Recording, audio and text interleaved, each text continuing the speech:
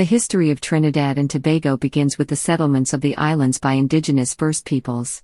Both islands were visited by Christopher Columbus on his third voyage in 1498 and claimed in the name of Spain. Trinidad remained in Spanish hands until 1797, but it was largely settled by French colonists. Tobago changed hands between the British, French, Dutch, and Courlanders, but eventually ended up in British hands following the Second Treaty of Paris. In 1889, the two islands were incorporated into a single crown colony. Trinidad and Tobago obtained its independence from the British Empire in 1962 and became a republic in 1976. Pre-Columbian period. Human settlement in Trinidad dates back at least 7,000 years. The earliest settlers, termed Archaic or Ortoiroid, are believed to have settled Trinidad and Tobago from northeastern South America around 4000 BCE. 29 archaic sites have been identified, mostly in South Trinidad and Tobago. This includes the 7,000-year-old Banwari Trace site, which is the oldest discovered human settlement in the Eastern Caribbean. Archaic populations were pre-ceramic, and dominated the area until about 200 BCE. Around 250 BCE, the first ceramic-using people in the Caribbean, the Saladoid people, entered Trinidad and Tobago. The earliest evidence of these people come from around 2100 BCE along the banks of the Orinoco River in Venezuela. From Trinidad and Tobago, they are believed to have moved north into the remaining islands of the Caribbean. 37 Saladoid sites have been identified in Trinidad and Tobago, and are located all over the island. After 250 CE, a third group, called the Barrancoid people, settled in southern Trinidad and Tobago after migrating up the Orinoco River toward the sea. The oldest Barrancoid settlement appears to have been at Aran, on the south coast. Following the collapse of Barrancoid communities along the Orinoco around 650 CE, a new group, called the Araucanoid, expanded up the river to the coast. The cultural artifacts of this group were only partly adopted in Trinidad and Tobago and adjacent areas of northeast Venezuela, and as a result, this culture is called Guayabitoid in these areas. Around 1300 CE, a new group appears to have settled in Trinidad and Tobago and introduced new cultural attributes which largely replaced the Guayabitoid culture. Termed the Mayoid cultural tradition, this represents the native tribes which were present in Trinidad and Tobago at the time of European arrival. Their distinct pottery and artifacts survive until 1800, but after this time they were largely assimilated into mainstream Trinidad and Tobago society. These included the Nepoya and Sepoya and the Yao. They have generally been called Arawaks and Caribs. These were largely wiped out by the Spanish colonizers under the encomienda system. Under this system, which was basically a form of slavery, Spanish encomenderos forced the Amerindians to work for them in exchange for Spanish protection and conversion to Christianity. The survivors were first organized into missions by the Capuchin friars, and then gradually assimilated. Spanish period. The arrival of Columbus. The first ever contact with Europeans occurred when Christopher Columbus, who was on his third voyage of exploration, arrived at noon on July 31, 1498. He landed at a harbor he called Point Galera, while naming the island Trinidad, before proceeding into the Gulf of Paria via the Serpent's Mouth and the Caribbean Sea via Dragon's Mouth. Colonial settlement of Trinidad. Trinidad is reported to have been densely populated at the beginning of the colonial period. Although in 1510 Trinidad was said to have the only peaceful Indians along the whole South American coast, demand for slaves to supply the pearl fisheries in nearby Isla Margarita led to them being declared Caribs in 1511. As a consequence of this, Trinidad and Tobago became the focus of Spanish slaving raids, primarily to supply Margarita's pearl fisheries. In 1530 Antonio Cedeno was appointed governor. Granted a contract to settle Trinidad, with an eye toward discovering long-rumored El Dorado and controlling the trade in slaves. In 1532 he attempted to establish a settlement, but was driven off the island following the Battle of Cumucurapo. He withdrew to Margarita, but he returned a year later and built a settlement at Cumucurapo. After failing to attract more settlers to Trinidad, Cedeno was forced to withdraw in 1534. In 1553 Juan Cedeno was authorized to settle Trinidad, but the contract was never fulfilled. In 1569 Juan Troqui Ponce de León built the town of the Circumcision, probably around modern La Ventil. In 1570 this settlement was abandoned. In 1592 Antonio de Barrio established the first lasting settlement, the town of San Jose de Orona. Sir Walter Raleigh, who was searching for El Dorado, arrived in Trinidad on March 22, 1595 and soon attacked San Jose and captured and interrogated de Barrio, obtaining much information from him and from the cacique Topiawari. Lack of Spanish ships arriving on a regular basis forced the settlers to trade with the English, French, and Dutch, in violation of the Spanish exclusive. The Spanish also lacked the means to defend the colony, which consisted of only 24 Spanish settlers in 1625. Thus the Dutch attacked St. Joseph with impunity in 1637.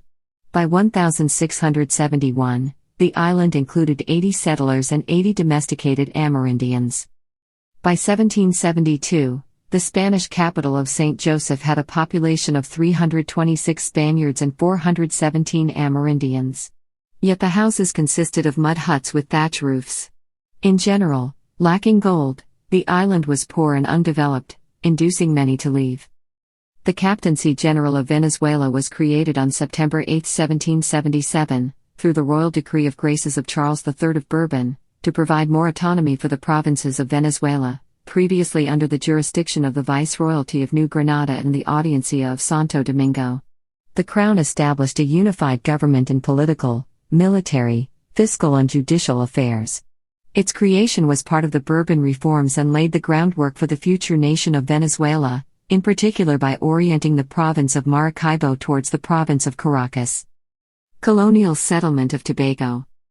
In Tobago, the first Dutch colony of Nieuw Valkeren was short-lived.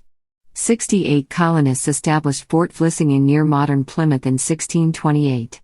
They were reinforced by a few hundred more settlers from Zeeland in 1629 and 1632. Attempted colonies by Courland in 1637, 1639, and 1642 in England in 1649, 1642, and 1647 all failed. In May and September 1654, Kurish and Dutch colonies were re-established successfully. The Kurish colony of Nieuw-Courland was centered at Fort Jacob on Great Courland Bay. The Dutch colony on the other side of the island had 3 forts, Lampsensburg, Beveren, and Bella Vista.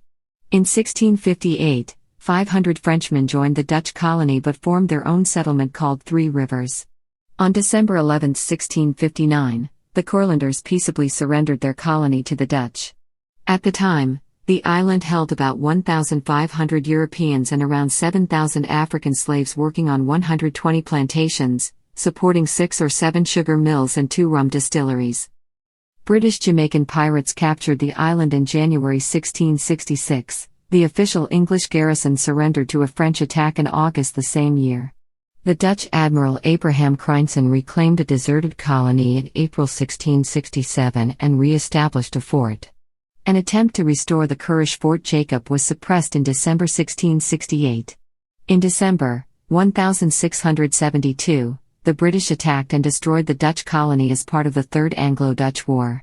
Dutch control was regained under the status quo ante provisions of the Second Treaty of Westminster in 1674. In September 1676, Fort Stereskens was constructed near the ruins of Fort Vlissingen. This star fort was reinforced in February 1677, but French attacks in February, March, and December of that year finally succeeded in killing the Dutch governor and capturing the island.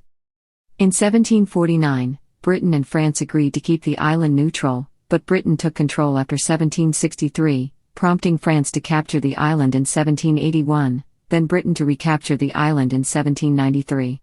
The population in 1771 was 5,084, of which only 243 were white and 4,716 were slaves.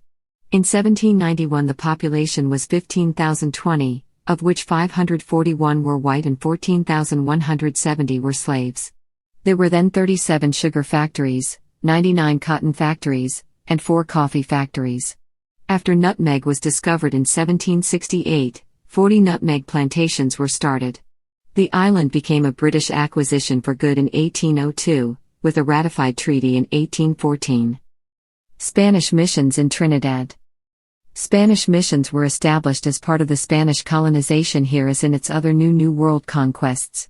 In 1687 the Catalan Capuchin friars were given responsibility for the conversion of the indigenous population of Trinidad and the Guianas.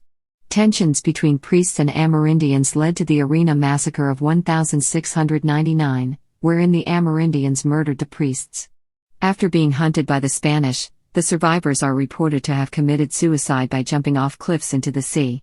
In 1713 the missions were handed over to the secular clergy. Due to shortages of missionaries, although the missions were established, they often went without Christian instruction for long periods of time.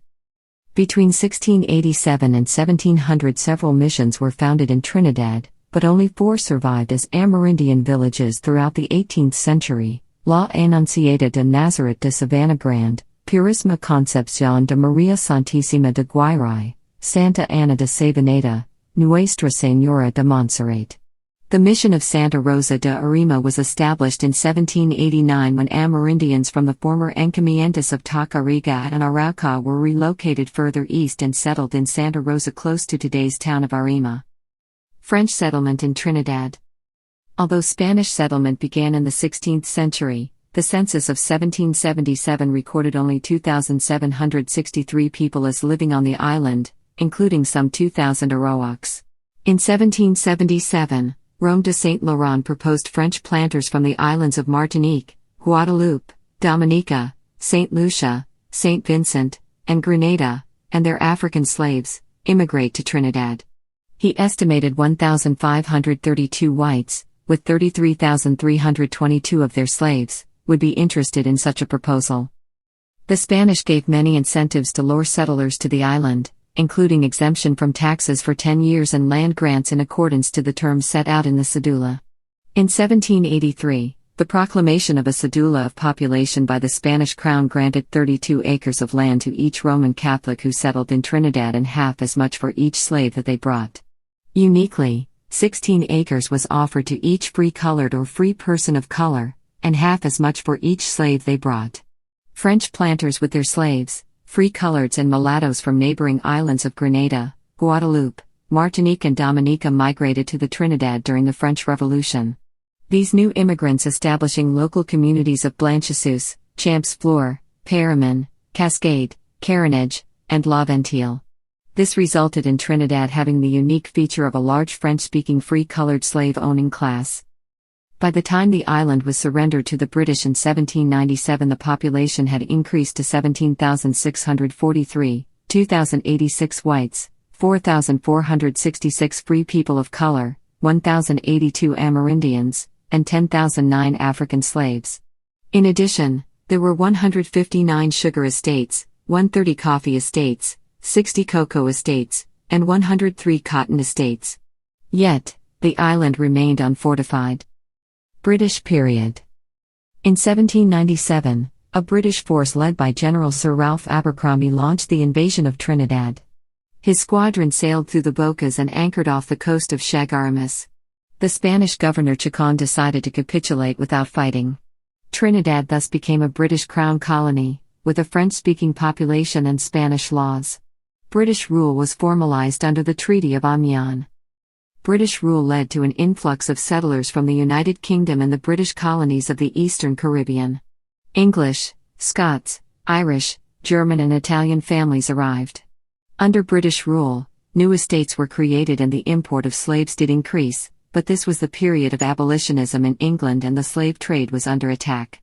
Slavery was abolished in 1833, after which former slaves served an apprenticeship period which ended on August 1, 1838 with full emancipation. An overview of the population statistics in 1838, however, clearly reveals the contrast between Trinidad and its neighboring islands. Upon emancipation of the slaves in 1838, Trinidad had only 17,439 slaves, with 80% of slave owners having fewer than 10 slaves each. In contrast, at twice the size of Trinidad, Jamaica had roughly 360,000 slaves. On October 20, 1889, the British government made Tobago a ward of Trinidad. End of slavery. In August 1816, 700 former slaves from the USA arrived, having served for 14 months in the Corps of Colonial Marines at the Royal Naval Dockyard, Bermuda. After rejecting British government orders for transfer to the West India regiments, and on the Admiralty refusing to continue responsibility for them, they finally accepted, but only with reluctance, a government offer of settlement in Trinidad. These ex-colonial Marines were organized by the authorities in villages according to their military companies. In Trinidad and Tobago, as in other Caribbean slave colonies, an attempt was made to circumvent the abolition of slavery in 1833. The first announcement from Whitehall in England that slaves would be totally freed by 1840 was made in 1833. In the meantime, slaves on plantations were expected to remain where they were and work as apprentices for the next 6 years. Trinidad and Tobago demonstrated a successful use of nonviolent protest and passive resistance. On August 1, 1834, an unarmed group of mainly elderly ex-slaves being addressed by the governor at Government House about the new laws, began chanting, "Pa de Sixons. Point to Sixons," drowning out the voice of the governor. Peaceful protests continued until a resolution to abolish apprenticeship was passed and de facto freedom was achieved. This may have been partially due to the influence of Dr. Jean-Baptiste Philippe's book A Free Mulatto. At the request of Governor Sir George Fitzgerald Hill, on 25 July, Dr. Jean-Baptiste Philippe, the first colored member of the council, proposed a resolution to end apprenticeship, and this was passed. Full emancipation for all was finally legally granted ahead of schedule on August 1, 1838. Agricultural development and indentured labor. The sugarcane plantations which dominated the economy of Trinidad and Tobago in the 19th century gradually gave ground to the cultivation of cacao. Trinidad and Tobago chocolate became a high-priced, much sought-after commodity. The colonial government opened land to settlers interested in establishing cacao estates. French Creoles were being marginalized economically by large English business concerns who were buying up sugar plantations, and this gave them a fresh avenue of economic development. Venezuelan farmers with experience in cacao cultivation were also encouraged to settle in Trinidad and Tobago, where they provided much of the early labor in these estates. Many of the former cocoa-producing areas of Trinidad retain a distinctly Spanish flavor, and many of the descendants of the cocoa panuels remain in these areas, including Trinidad and Tobago's most famous cricketer, Brian Lara. In 1844, the British government allowed the immigration of 2,500 Indian workers as indentured servants, from Calcutta and Madras. According to Williams, this was an effort to provide an adequate and dependable supply of labor. 1/3 of the cost of passage, including return, was to borne as a public expense. Additional funds were provided for the Office of Protector of Immigrants, medical and police services. Wages were set at $2.40 per month for males, and $1.45 per month for females. In 1899, the working day was fixed at 9 hours. They could buy a plot of land in exchange for return passage. Between 1838 and 1917, 145,000 Indians immigrated to Trinidad. There were also workers brought from China at about the same time. In Trinidad there were, about 20 years ago, 4,000 or 5,000 Chinese, but they have decreased to probably about 2,000 or 3,000. They used to work in sugar plantations, but are now principally shopkeepers, as well as general merchants, miners and railway builders, etc. Many Indian immigrants who had completed their indentureship also established cocoa estates, most notable of them being Haji Goko ol Mia, a Kashmiri-born immigrant who went on to become one of the wealthiest men in Trinidad and Tobago. The Indian community has steadily prospered and grown until now it makes up about 35% of the population of the nation. The arrival of witches' broom and black pod diseases in the 1930s, coupled with the Great Depression, destroyed the cacao industry in Trinidad and Tobago. Although prices for Trinidad and Tobago cocoa beans remains high on the world markets, cocoa is no more than a marginal crop. Relations between the Indian immigrants, and both the British, and the black population were generally strained, and occasionally erupted into violence such as the 1884 Hosey Massacre. Discovery of oil. The American Merrimack Oil Company drilled an early oil well at La Brea at Trinidad and Tobago in 1857, where oil was struck at 280 feet. Also mentioned is the pioneering work of Captain Darwin with his Paria Petroleum Company Limited, and Conrad F. Stollmeyer, an entrepreneur of that period who felt that a combustible fuel could not be distilled out of the asphalt from the pitch lake. The other point of view from Captain Darwin was that a combustible fuel, refined from oil drilled from the earth, would be the ideal fuel for the future. In either 1865, 1866, or 1867, according to different accounts, the American civil engineer, Walter Darwin, discovered and produced oil at Ariparo. Efforts in 1867 to begin production by the Trinidad and Tobago Petroleum Company at La Brea and the Paria Petroleum Company at Ariparo were poorly financed and abandoned after Walter Darwin died of yellow fever. In 1893, Mr. Randolph Rust, along with his neighbor, Mr. Lee Lum, drilled a successful well near Darwin's original one. By early 1907, major drilling operations began, roads and other infrastructure were built.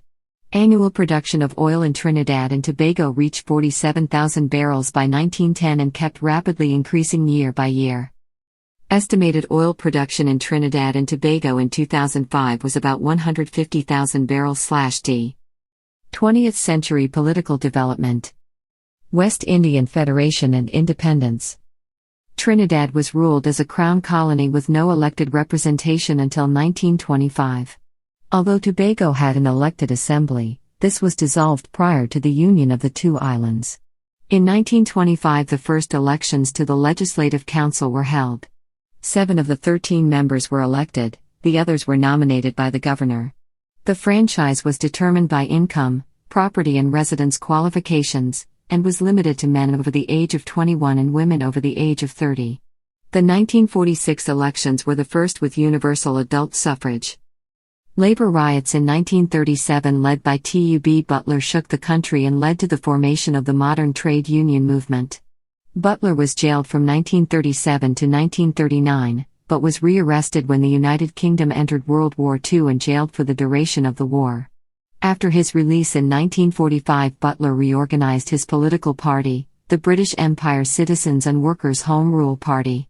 This party won a plurality in the 1950 general elections. The establishment feared Butler as a radical and instead Albert Gomez became the first chief minister of Trinidad and Tobago. The 1956 general election saw the emergence of the People's National Movement under the leadership of Eric Williams. The PNM, opposed by Dr. Rudranath Kapildeo of the Democratic Labour Party and Ashford Sinanan, who later founded the West Indian National Party, continued to dominate politics in Trinidad and Tobago until 1986. The party won every general election between 1956 and 1981. Williams became prime minister at independence, and remained in that position until his death in 1981. In 1958, the United Kingdom tried to establish an independent West Indies Federation comprising most of the former British West Indies. However, disagreement over the structure of the federation led to Jamaica's withdrawal. Eric Williams responded to this with his now famous calculation 1 from 10 leaves not. Trinidad and Tobago chose not to bear the financial burden without Jamaica's assistance, and the federation collapsed. Trinidad and Tobago achieved full independence via the Trinidad and Tobago Independence Act 1962 on August 31, 1962 within the Commonwealth with Queen Elizabeth II as its titular head of state. On August 1, 1976, the country became a republic, and the last Governor-General, Sir Ellis Clark, became the first president. In 1968, the National Joint Action Committee was formed by members of the Guild of Undergraduates at the St. Augustine campus of the University of the West Indies, under the leadership of Geddes Granger. In 1969, it was formally launched to protest the arrest of West Indian students at Sir George Williams University in Montreal. Together with trade unions and other groups, this led to the birth of the Black Power movement. In 1970, a series of marches and strikes led to the declaration of a state of emergency and the arrest of 15 Black Power leaders.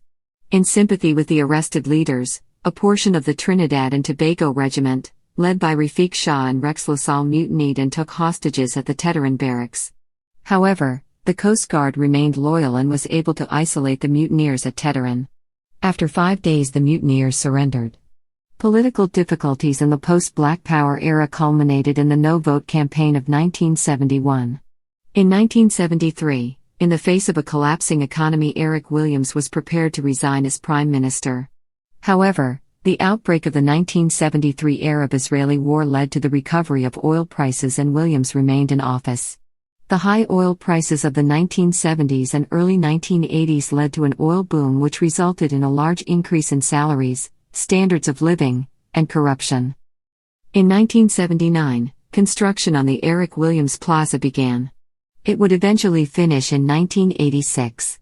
It remained the tallest building in Trinidad and Tobago until the construction of the Nicholas Tower in 2003. Williams died in office in 1981. The PNM remained in power following the death of Dr. Williams, but its 30-year rule ended in 1986 when the National Alliance for Reconstruction, a multi-ethnic coalition aimed at uniting Trinidadians of Afro-Trinidadian and Indo-Trinidadian descent, won a landslide victory by capturing 33 of 36 seats. Tobago's A.N. R. Robinson, the political leader of the NAR, was named Prime Minister. The NAR also won 11 of the 12 seats in the Tobago House of Assembly. The NAR began to break down when the Indian component withdrew in 1988. Bastio Pondy, leader of the old United Labour Front, formed the new opposition with the United National Congress. The NAR's margin was immediately reduced to 27 seats, with 6 for the UNC and 3 for the PNM. Sexual Offences Act of 1986.